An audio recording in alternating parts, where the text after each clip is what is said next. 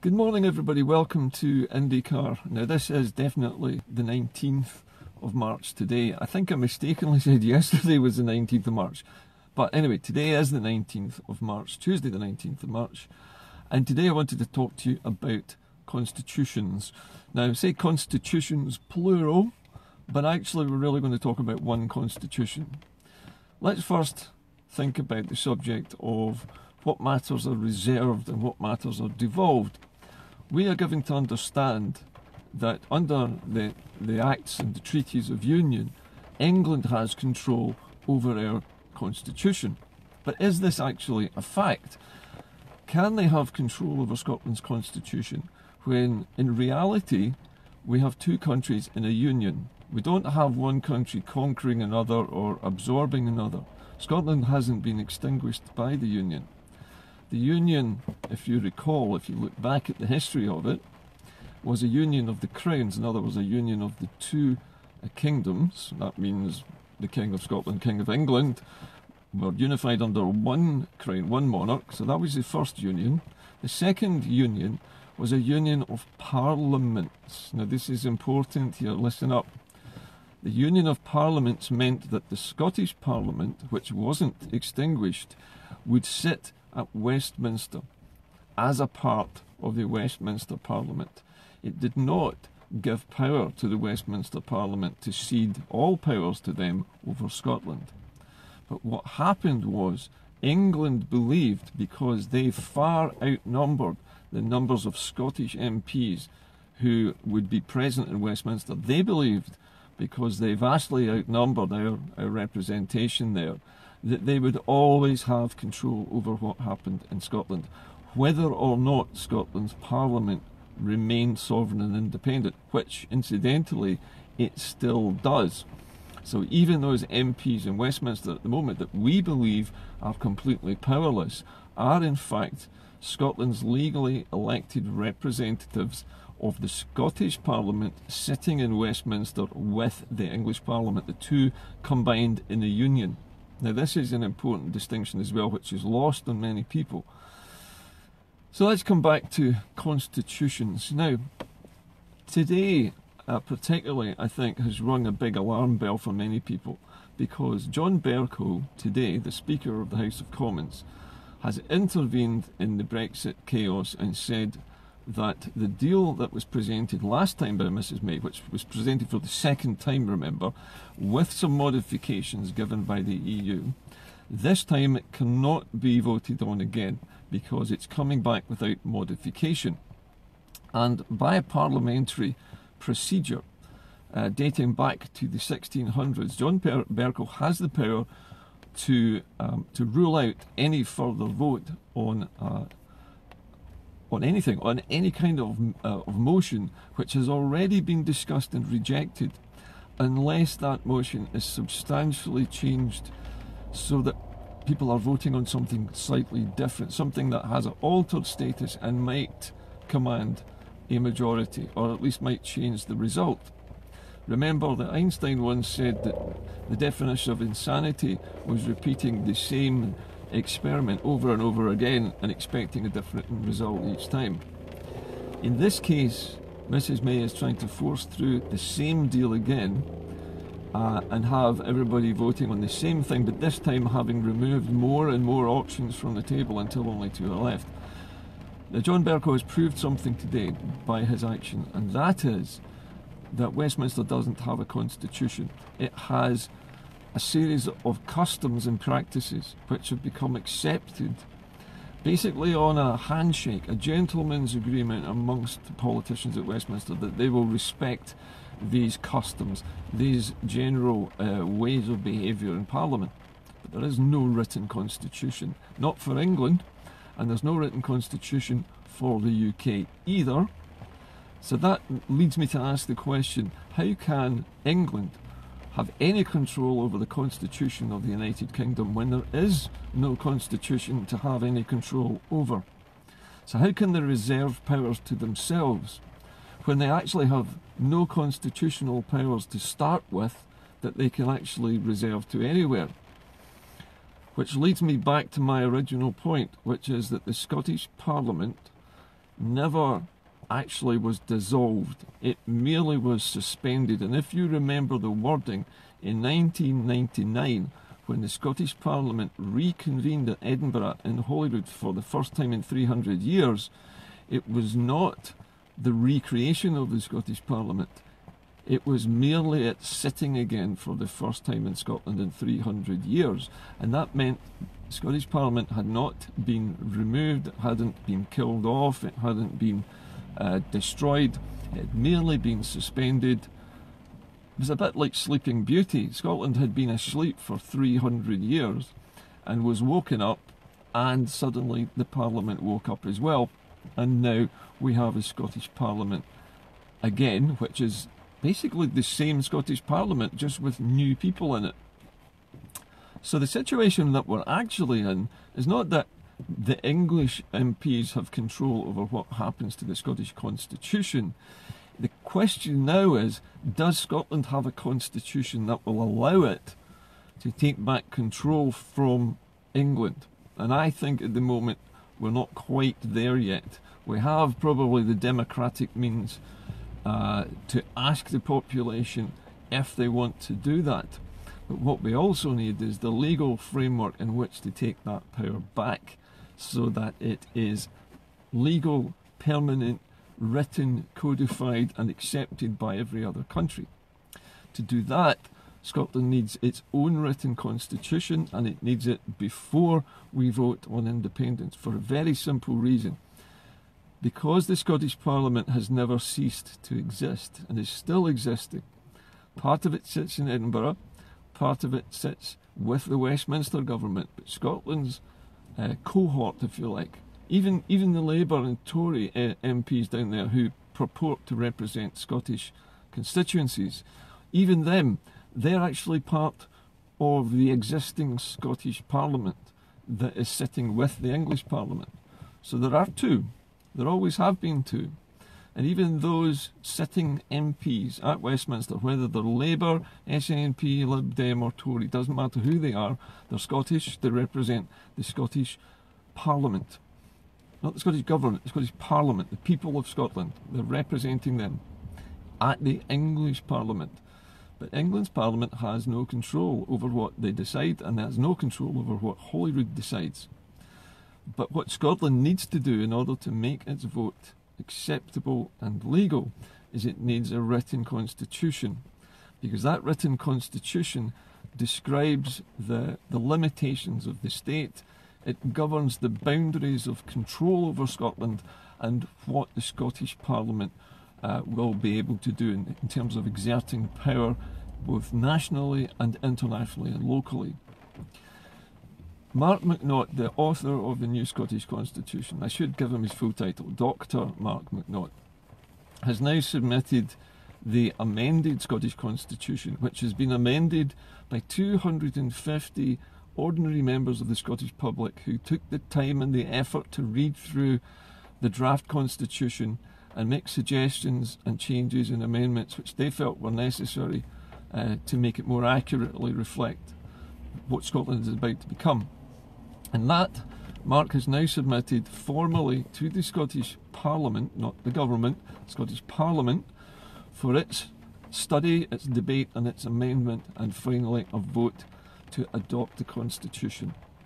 Mike Russell of the Scottish Government, and he's a Scottish Government Minister, is keen for this to happen and for the Scottish Parliament to get the chance to debate this, to make amendments to the Constitution where it's felt necessary, and for there to be a democratic vote in the House on accepting this Constitution. If that happens, then the Constitution of the Scottish State passes into law and legislation is created to enact the Constitution. And once that happens, all control over Scotland's constitutional rights is unequivocally belongs to the people of Scotland, because the Constitution that Mark has written clearly states from the outset that it is the people of Scotland who are sovereign, not the Queen, not Westminster Parliament, not even the Holyrood Parliament is sovereign in Scotland. It would be the people who are sovereign, and they will have the right to decide who rules them, how they're ruled, whether they're in any kind of treaty with anybody else, and how they relate to the rest of the world in terms of trade and foreign policy, and defence as well, I guess. So I hope I explained this well enough to you, the reason why we need the Constitution before we vote on independence. Because once we have our own Constitution written in law, then Scotland is defined as a country. And not only is it defined as a country, it's defined as a separate country from England. And that means Scotland is a separate country with its own written constitution that England cannot interfere with. Because England has no right to interfere over the written constitution of another country. They never have had. They've been pretending that they've had the right to do it. They've been trying to convince Scots that they have the right to rule over us, but actually they never have. Legally speaking, Scotland has always been a country for the last 309 years or whatever it is now that we've been in union. We've always still been Scotland. We've always still been a country, and we have always had the right to revoke the Acts of Union and to end the treaties of union if we wanted to. But the question has always been, if England has no constitution and it can't control Scotland, Scotland needs to define what it is, because if Scotland doesn't have a written constitution properly written and up to date, how can we claim to have any control over our future? We know that the Scottish state was founded on the document known as the Arbroath Declaration of 1320, and this defined Scotland as a country separate from England, where its people were sovereign and claimed the right to remove any rulers or leaders that they didn't like by the votes of the people. Now that was fine in 1320, but it only included the votes of the nobility at the time, because that was the way things were done. It was the first attempt at a democracy in Europe. In fact, it was the first attempt at democracy since the classical Greek times. But what's interesting about it is that although it's in the document, we have also included a thing called the Claim of Right, which is a legal declaration which passed through the House of Commons last summer without any opposition from England at all, and that stated quite clearly that Scotland retained the right to decide who was going to rule Scotland, who was going to lead Scotland, and who was going to make decisions for us. So those two things together are the foundations for the beginnings of the Constitution, which Mark has now written. But the new Constitution guarantees that the modern state is both secular. It may initially still remain a notional monarch if we want to. Mark has suggested that after the country has ratified its constitution and become independent, that we may want to look at the issue of the monarchy as a separate thing, where we have another referendum about that later, when we decide if we want to have a president or whether we want to have a monarch, or whether we don't want to have anything at all, we just want to have a prime minister. But that would be up to us later. But for the moment, the Scottish state would be a secular state. In other words, it would have no religious core to it, but there would be certain moral standards which would be fixed and guaranteed in the Constitution from the beginning, and these would guarantee the rights of everybody of all faiths and of no faiths. For my money, if we have a constitution before we vote for independence, then we do not need the say-so of the Westminster government, because we will be the only part of the United Kingdom with a lawful constitution and with full control over our own self-determination. We have always had the ability to self-determine, but we've never written it down. We've never had it codified in Scots law and put in an unassailable position where we can reserve the powers of Scotland, not accept that a larger country next door can somehow reserve powers over which they actually have no ownership whatsoever, other than the sheer size and brute force of their country. So it's important for us to have this constitution. The constitution is the bedrock of any country. There are only, I think, 3 countries in the world which don't have constitutions. And interestingly, the UK and Israel are two of them. That, I think, tells you something about the nature of these two countries, that they like to be able to invent the rules as they go along. They like to be able to change rules that are inconvenient, that cause them problems when they want to do something differently. Now, that might be okay for them if they want to retain the flexibility of having no constitution, but as far as Scotland is concerned, we need it. We're a small country, we need boundaries, we need a sphere of control that we can identify and that the people of Scotland will have full sway over by all democratic means. And I mean anybody in Scotland. I don't mean just the SNP, I don't mean just the Greens. I mean people who vote Labour, Lib Dem, people who vote for no parties at all, people who vote Tory even, will all be included in this constitution. It will protect everybody's rights, and it will improve the human rights of Scotland far beyond anything that is currently provided in the UK, far beyond even what is asked for in the European Union. It's also the case that after independence, we can decide whether we wish to stay in the EU or not afterwards. I know that the stated position of the SNP is for us to remain in Europe. My own view is that we should remain in Europe at least during the transition from being part of the UK to just being Scotland on our own again. But thereafter, I think we need to look at all aspects of how we trade with Europe and decide, based on our new reality as a new, smaller, wealthier nation, what we need in terms of a trading arrangement with Europe and how much social and legal interaction we want to have with mainland continental Europe. That's something we can decide at another referendum. So we can decide about monarchy, we can decide about Europe afterwards. But the most important thing for us at the moment is to take back control of Scotland. And that means not just voting for independence, but having a constitution which guarantees control over our country. Regardless of whether England respects or abides by our independence vote, that makes no difference now.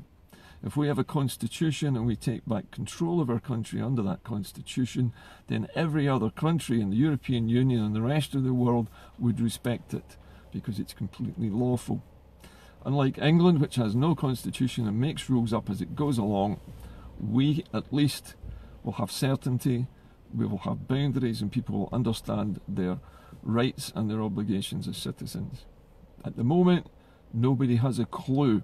This is why there's so much chaos in the UK, simply because there are no rules, there are no boundaries, everything is made of elastic, and at the moment trying to pin down Brexit is like trying to catch an eel in a bucket of soapy water.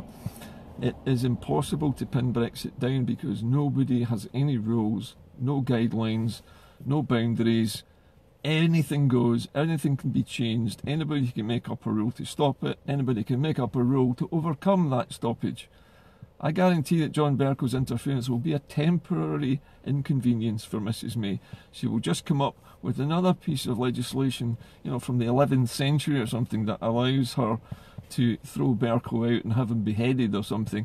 We don't know, but what I do know is I certainly don't want to be part of a country that is run like a 16th century monarchy. It's time to stop living in a museum and actually be a country that is part of the modern world. And that is what this Constitution of McNaughts will do. As soon as Scotland has voted on it and accepted it, we de facto become an independent state again, and we give control of all of these decisions about whether we rescind or revoke the Acts of Union, whether we end the treaties of union. That control passes back to Holyrood.